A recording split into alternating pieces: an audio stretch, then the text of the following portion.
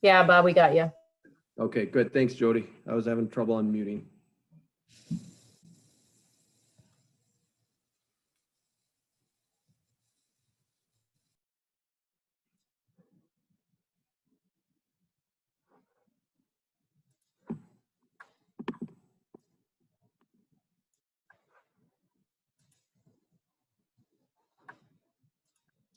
All right, good morning. It's 10:45 here on Thursday, so we will begin our lead meeting. And thanks again for your work. And I think we had a popular question earlier in this week in the governor's announcements and any of those announcements and the impact on schools. And really, nothing has changed for us. We continue to work and monitor language within those governor's announcements, and it really pertained to social gatherings, weddings, funerals, and such, not as much to high school offerings or high school sports and activities. We also know and acknowledge the amount of work you're doing with the number of schools that either aren't able to play or teams that aren't able to play, and also announcements being made as well. So we'll get to that here later in the meeting today as well. And Laura, if we could go to the agenda.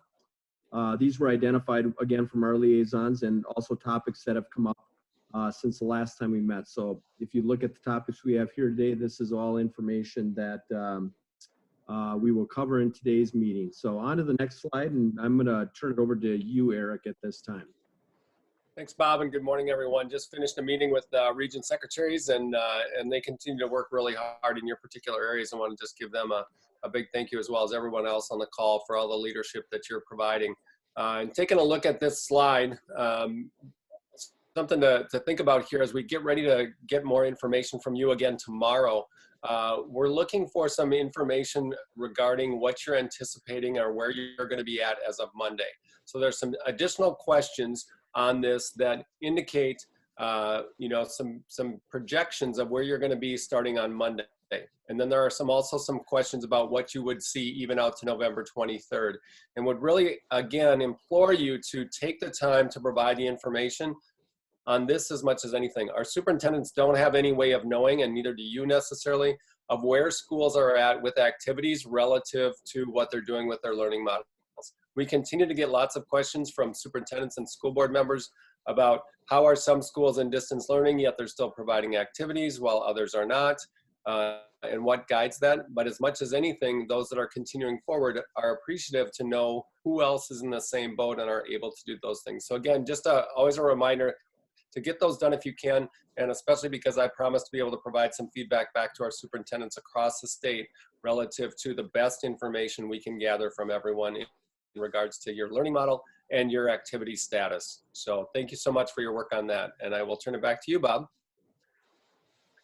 Great, thank you very much, Eric. And we know that information is highly sought after by a number of different groups as well, too. So we're recognizing as we enter into postseason here, for football starting today, right? We're having seeding that's taking place with some games still yet to be played, and volleyball will be happening shortly here as well. There's a number of scenarios that are occurring around COVID and how it's relating, maybe the potential of teams that are unable to play. So what we've said is we'll continue to work with those sections around when there are unique situations, but we always also have protocols in place, remember, that are located on our website as well around COVID-related interruptions and or disruptions.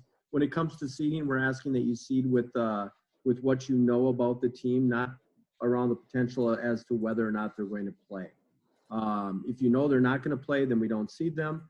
But if the potential of not playing, we have to assume that they're going to play and work to, again, try to manage those disruptions as they go. Remember, if you're eliminated or you're unable to play due to COVID, that you are eliminated from bracket play in those situations. So as those unique situations continue to come up, we'll work with those sections and region secretaries to do the best job that we can to make sure it's clear and concise in how you advance or don't advance in those tournaments.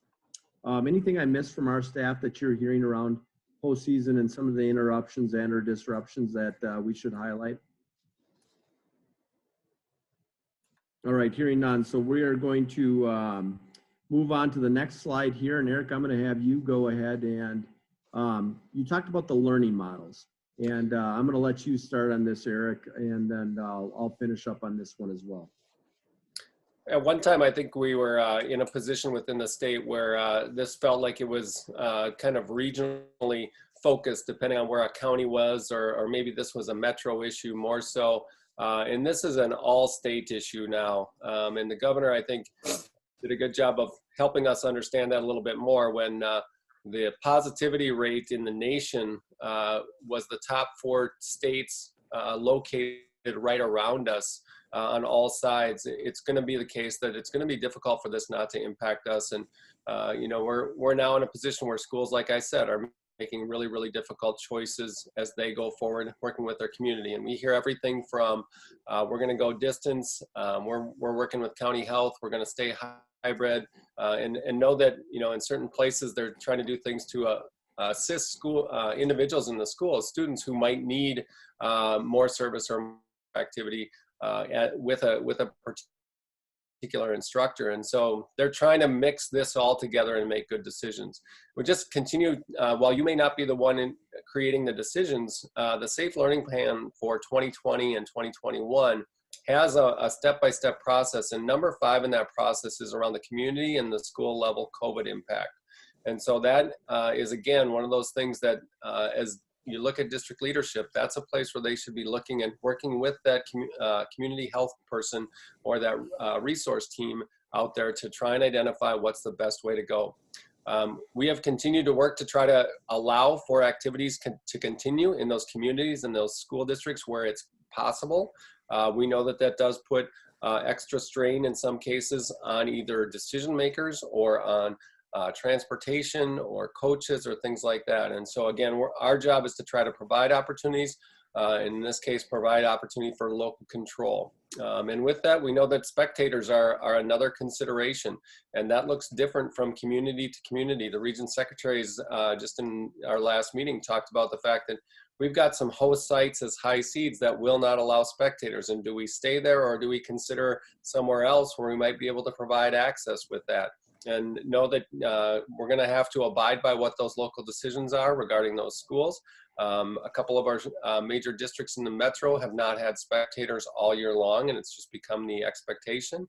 But those 3 things are all tied closely together, yet they might look different from one district to another and one school to another. So, Bob, I know you've worked with a number of schools on this same exact question as I have. What else could you provide on this? I think this is a topic that return to participation needs to continue to monitor as well.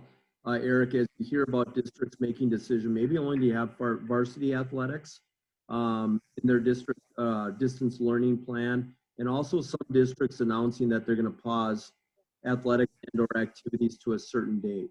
So with those districts and under better understanding what it's, you know, how that's going to impact those schools around them. So I think return to participation needs to monitor this as well as we continue to determine how we're going to play moving forward. So can I just pipe in one more thing? A number of your superintendents and leaders were on a call last Friday with the governor, and he did kind of address this whole piece around learning models and so on. And there were some questions around, is there going to be a statewide mandate relating to this and what it means?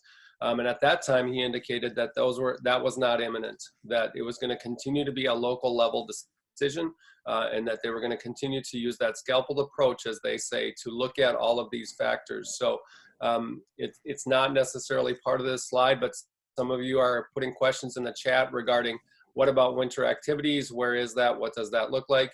We know that we have dance started, and we are a week and a half out from additional sports starting. Our board has not made a decision to do anything differently, yet I think it is going to be a cause for lots of conversation. And as we know, things can shift very quickly. And so there's more discussion to be had, yet we have more schools reaching out saying, could we put a pause or a delay in some way, shape, or form on some of our activities, or perhaps the competitions as we get started? So more discussion will happen there. That's a little bit off script, Bob, but just wanted to put that in there. No, I think it's valuable, Eric, and I think the point being is we will continue to communicate you as quickly as anything should happen or change, and as we're hearing where our member schools are at. At this time, I'm turn it over to Jody to give us an update on our next topic here. Jody. Thanks, Bob. Good morning, everyone. We continue to work with Dr. Roberts and the Sports Medicine Advisory Committee on the second iteration of the Graduated Return to Sport form. This is a tool, again, that we're providing to schools that is intended to help you safely return students to participation after a student has been either experienced symptoms or has actually been diagnosed with COVID-19. The form right now in its current state is highly recommended. It's highly recommended for your use to provide to students and certainly for you to provide to the parents of students who have tested positive. There are three parts to that first part of the form. Part of that is what are the MDH and MDE requirements for our students who have tested positive, and you can see that those are there on the form. It's 10 days since the positive test or onset of symptoms with no symptoms or fever, and certainly not using fever-reducing medications for at least 24 hours. That is the MDH, current MDH, MDE guideline for returning students. In addition to that information on the form, there's also information for you as it relates to returning your students once they are able to come back to school and or to learning. And that's around, are they able to tolerate participation without cough, shortness of breath, or fatigue. And again, something that the student should be working with their parents and also with their physician around. And then finally, there are 6 questions that deal specifically with negative cardiac, that the students would be able, or the family would be able to indicate that they can answer 6 questions on a cardiac screen to ensure that they're not having any issues with cardiac scarring or other issues with their heart. And so again, as a guide for you to work with your families, this information is available to you. The second part of that form is on a 7-day return to sport protocol that the Sports Medicine Advisory Committee is also highly recommending you use. It's similar to the return to sport protocol after a concussion. It's a 7-day step-by-step process, excuse me, on how to return, again, students safely. This is not required currently. It is highly recommended, though, that you utilize it. So we will be getting this information out to you just as soon as we get the form back from Dr. Roberts. He's not only working with sports medicine on this form, but also is working with a group of physicians from across the state of Minnesota to ensure that he has the most current and up-to-date and really well-informed information that he can include at this time in the form. So with that, I'm going to turn it back to you, Bob. Yeah, great, Jody. And just to clarify, so Jody, this is for students that have been diagnosed with COVID, correct? Correct. This does not address students coming off of quarantine that did not have COVID, and there's questions around that. And just remember, student athletes need to be physically ready before they can participate, and that's decisions made on an individual basis by school with your admin team and your coach involved in that as well. Moving on to our winter sports guidance, we are going to be updating those forms here. They'll come out, or they'll be updated for you by sometime tomorrow. Some of the examples of what we will be updating, we're getting questions around triangulars in different sports and what those look like. How do we manage them? Spectators continues to come up within those, and as Eric said earlier, we're hearing more and more schools that are saying on this date, no more spectators yet this fall, or we're moving into the winter season. So locker room guidance, questions around who can, when can we use locker rooms. And again, I think the best practice is you can avoid using locker rooms, do so if at all possible. And then around facility capacity, as facilities are really unique, and what does that look like based on the facility? So those are some topics where you'll see winter guidance in those forms available to you, and that update will be done by tomorrow. If there's no other further questions on that by our staff, I'm going to turn it over to Laura on an update around technology. Good morning, everyone. A few notes and updates for you. First of all, you're hearing about a lot of things today. We will be getting an update out to you tomorrow afternoon. That'll feature the new updated winter sports guidance and a number of other things you're hearing about today also. I want to take a few minutes and show you 3 things. Games wanted, some things about the website tasks, and then the sunsetting of the lead network. So I'm going to jump out here to an AD dashboard. And again, I think you continue to hear from us that a lot of things are on your dashboard. So over in this area, that COVID-19 data collection, that's where the link that Eric talked about earlier today was. And it's also where you can see, are you seeing my dashboard? Yes. Susie just said she's not seeing what I'm showing, so I'm going to jump back out here.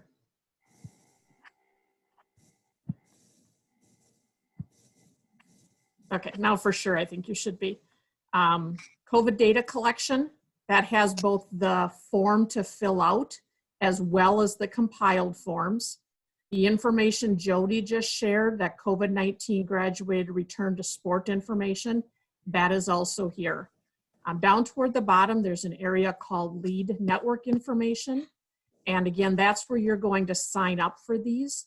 We are working to phase out that lead network microsite that was built before the website was put in place this summer. So after each weekly lead, we'll be posting the video and the slides right on this page in this location. So you'll start to see those there.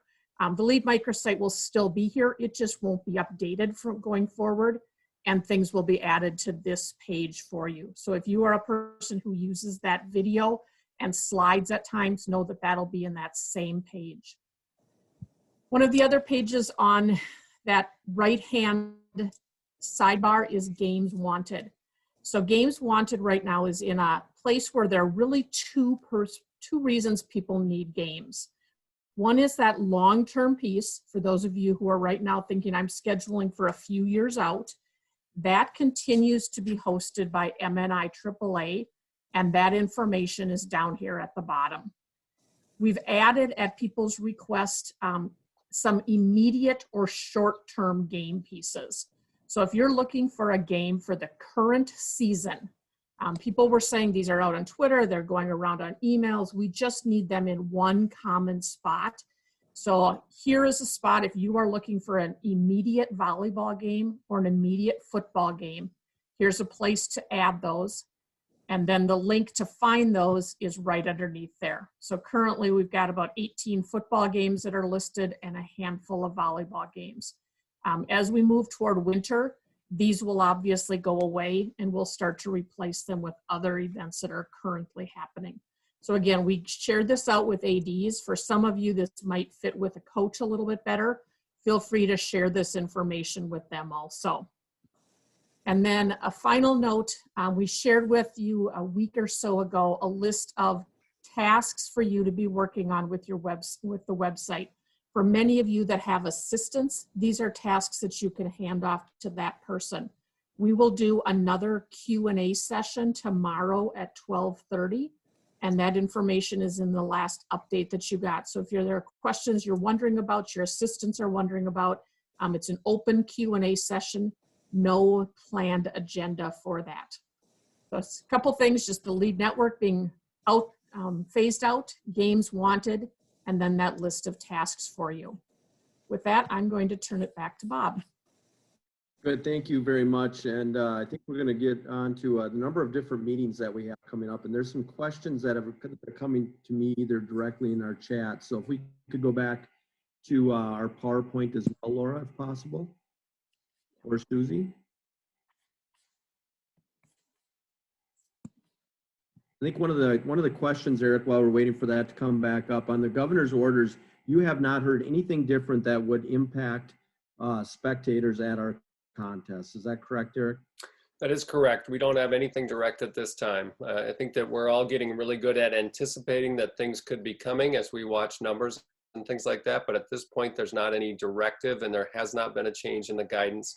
Again, the indoors aspect is 2 spectators per participant, 25% of the facility, or 250, and it is the smallest number of those 3. And that's what you would use to determine what your indoor capacity might be.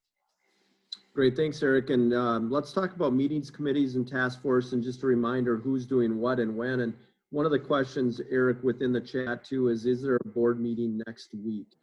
Why don't you go ahead and touch base on some of these meetings and what these groups are doing and what they may be doing next. Sure. A couple of meetings that just happened. So our foundation board met yesterday, and I'll remind you at the end of the meeting here, but they did approve $350,000 to go to the Form A application process for the foundation application. So I've reminded you of that the last couple of meetings to get that done, and that is live on our website for you to be able to get to foundation and complete that online application.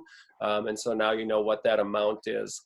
In comparison, most years that's been at about 450, and certainly the reduced money generated last year had an impact in what that is.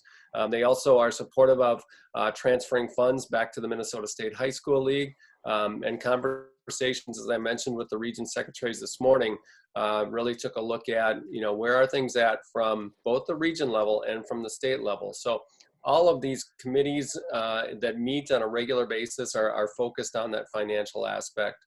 I think that as we look forward, our executive committee will be meeting on Monday, and that's following an audit finance committee meeting that will happen today with our committees, as we, like you, continue to watch really carefully where things are at from a fund balance standpoint, from what costs are. We're about 3 months into a school year now, and so we have a better sense of what that really looks like as we go forward. The representative assembly meeting that will be held next Tuesday. Again, sometimes people think that that is going to be an emergency type meeting, or it's going to address some things that are, out there and immediate.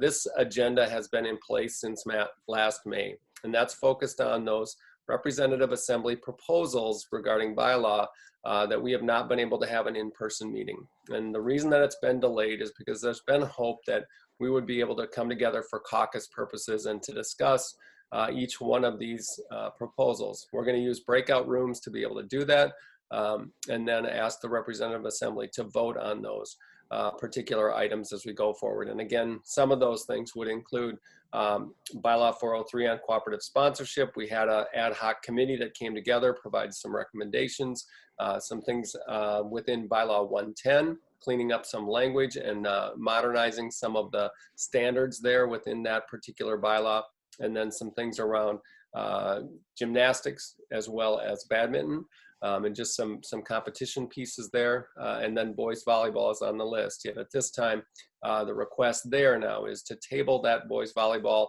decision until we get to the next meeting, which would be scheduled for May. And so anticipate those.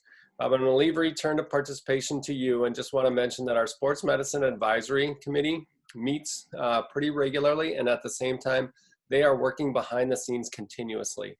Jody did a great job of identifying that this is the latest iteration on return to participation, but as information continues to move and change, and we start to get some data in, they continue to monitor that and then provide lots of advice to us, as well as some directives in regards to how that goes. So lots going on. It will not stop in a changing and dynamic time frame.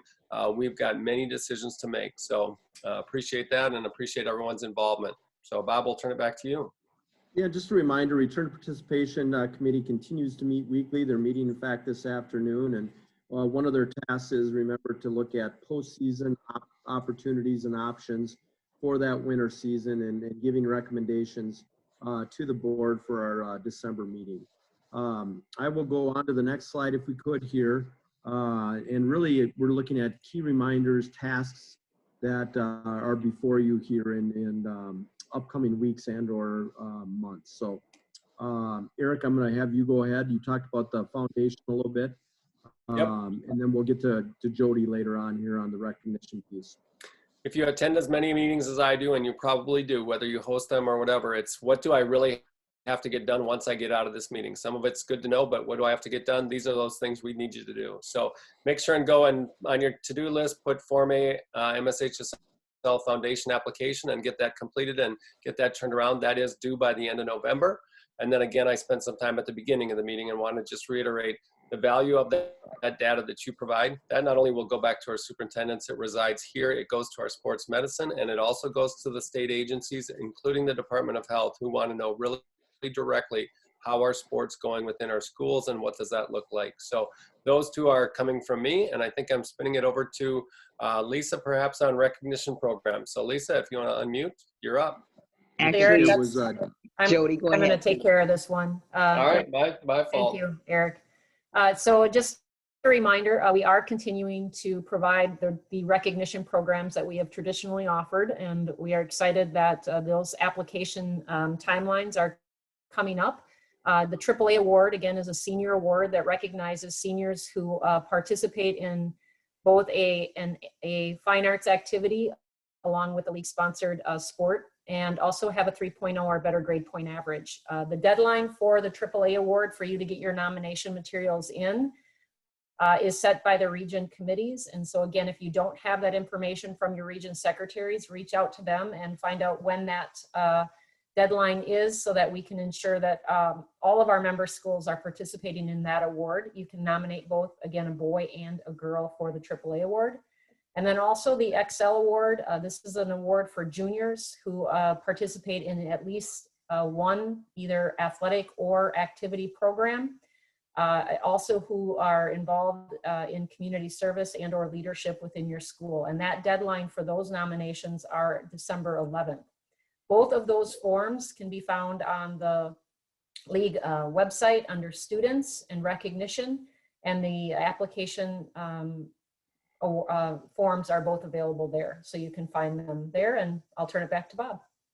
good, thanks, Jody. And I'm assuming that those recognition opportunities will flex based on what we have, as we had to last year. So great recognition opportunities, but yet things like having them attend a state tournament, things like that, obviously may look and feel different than it has in the past, but we'll continue to update on those recognition programs and details around them. Other than that, Eric, final reminders for you. I know COVID data is really important, and we're at that time where we need students' data again. So Eric, any comments on that?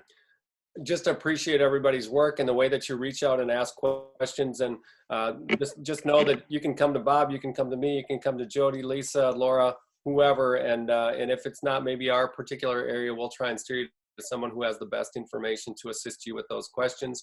I'm starting to get a lot more questions, like I said, from the district admin, from the superintendents, from the school board members as they're making some really tough decisions. And just know that we're going to continue to be vigilant, pay attention to all of the information coming from the state level, as well as the infection rates. I know there's lots of questions around winter sports. At this time, our dates have been set. And as I explained with another group, we've really pretty much filled up our calendar from now till the June 15th timeframe between the winter seasons and the spring seasons. So any adjustment there would have impacts on probably both of those seasons, and we'd have to look at that. And that's not leaning into anything. That's just telling you that all of those factors are at play, and recognizing the hard position that you're in and day out, and just appreciate all the work and the leadership that you're providing.